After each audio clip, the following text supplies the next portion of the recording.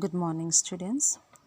Today we will learn the third section of Unit 2 from English Reader, that is, the poem Written in the Fields. This is written by John Keats. So, this poem is a sonnet. Why is it called sonnet? It is called sonnet because it has 14 lines, each line containing 10 syllables with a fixed pattern of rhymes. John Keats, in this poem, describes the experience of a city dweller who goes on a holiday to the countryside. And having been living in the city for a long time, the person finds life at the countryside mind-blowing and nature awe-inspiring. In this poem, the poet glorifies the nature and the landscape. Okay, now let us read the poem. It is in page 47. To one who has been long in the city, pent, 'tis very sweet to look into the fair and open face of heaven, to breathe a prayer, full in the smile of the blue firmament. Here the word pent means kept in or confined to the city. Here confined means very small. The word fair means an appropriate and acceptable in a particular situation. So, the first 4 lines of the poem shares a person's experience of the countryside who has long been confined to the city life. The line "who has been long in the city pent" explores the limitation of the city life. They cannot clearly see the blue sky overhead in the city, for their vision is stymied by tall buildings, dust, and smoke. City dwellers are busy running about there without having much time to stand and still. But the same person, when he comes to the countryside, feels a different life altogether. He pleasantly looks at the fair and open face of heaven. The clear, unclouded sky looks so bright that it makes the city dweller as if it is smiling at him. So, the city dweller, when he comes to the countryside, he feels free to breathe in the open air, and his heart is filled with joy. He feels the happiness of heaven on earth. Here, the word firmament means the sky. Okay, now the next line. Who is more happy when, with heart's content, fatigued he sinks into some pleasant lair of wavy grass and reads a debonair and gentle tale of love and languishment. Now here the word fatigue means tired. The word lair means resting place.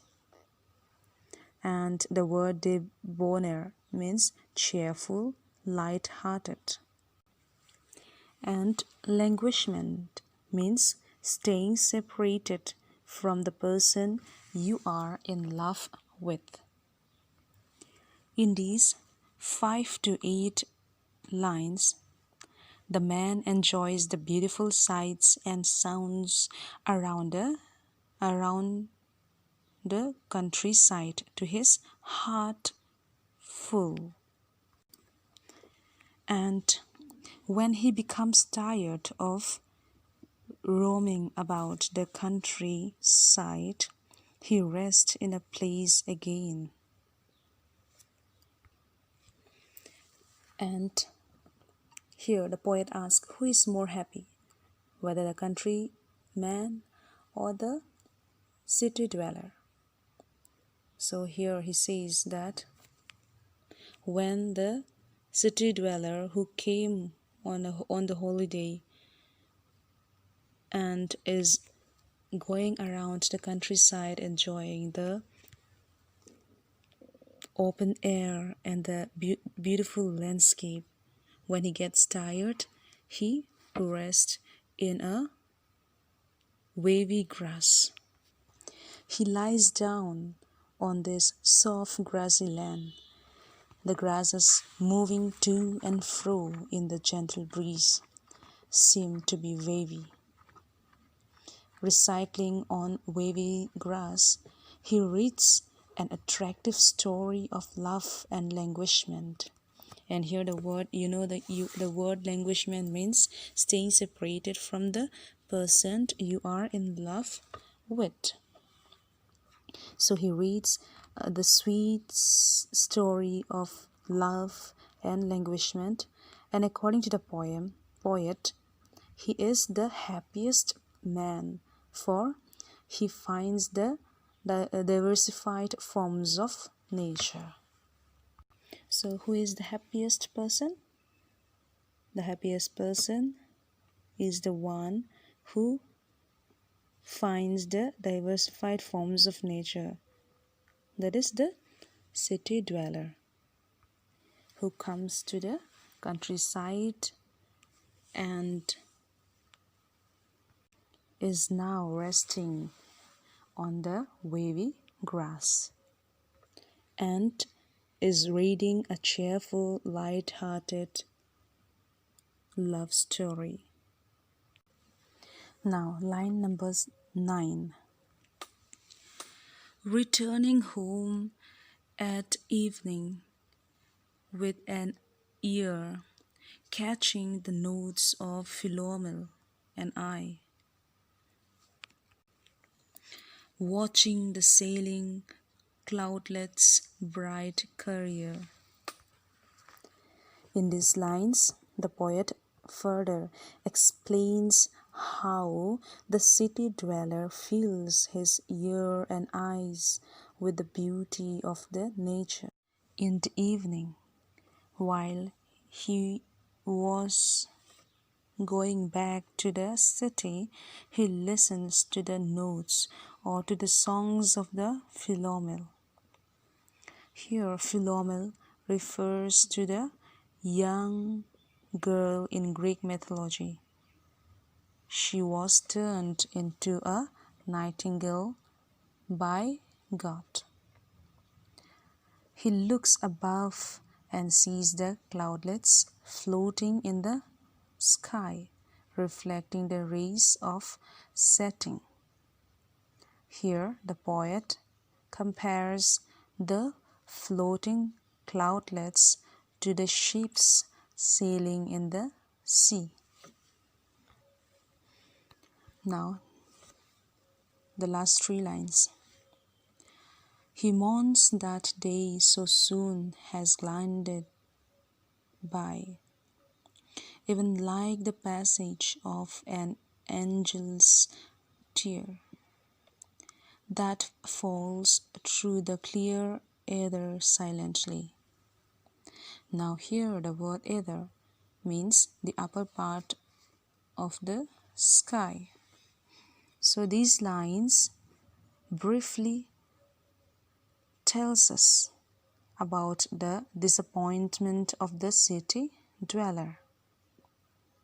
He sadly longs for the day for it has gone so quickly, because he could realize that the day has gone so fast. The poet beautifully compares it to the tears of angel that runs quietly and unnoticed. The passage of the tear could not be traced as it slides down through the clear ether. Ether also means the universe. Here again the poet repeats the closeness between nature and spirituality. So, why does the city dweller think that the day has passed very quickly? The city dweller has fully enjoyed a day's outing in the country, and in the evening he mourns that such a pleasant day has passed so quickly, like a dewdrop that falls down on the ground silently through the ether. The day has neither passed quickly nor slowly. He felt that the day has passed quickly because he has enjoyed it so much that he cannot understand how it has been spent, how he has spent the day. So students, here we have completed the poem. Now, what are the feelings of the city dweller when he returns home after spending the day in the countryside? Okay, after a long stay in the city, Keats, the romantic poet, is delighted to move and breathe in the clear blue sky, and it fills his heart with joy. There is no dust, no smoke, no din, no bustle as in the city. And he also prays to God in gratitude. When he feels whenever he feels tired, he lies down on a bed of soft, wavy grass and reads a sweet love story. He then thinks himself as the happiest man on earth. So, in this poem, the poet describes the experience of a city dweller who goes out to the countryside on a holiday. After a long stay in the city, he is delighted as he moves and breathes in the open atmosphere of the countryside. The sight of the clear blue sky fills his heart with joy. There is no dust or anything else that is dirty or disturbing in the countryside. And he prays to God in gratitude, and he also read the sweet love story when he felt tired. He lies down in a bed in a soft wavy grass, and at that moment he feels himself like he was the happiest man on earth. And at the end of the day, the city dweller must return to the city, and while returning home he hears the patches of clouds sailing across. He hears the sweet notes of the nightingale and sees the patches of clouds sailing across the sky. He has also enjoyed the day so much that he cannot understand how the day has rolled by quickly. He feels sad, for the sweet day has passed rather too soon.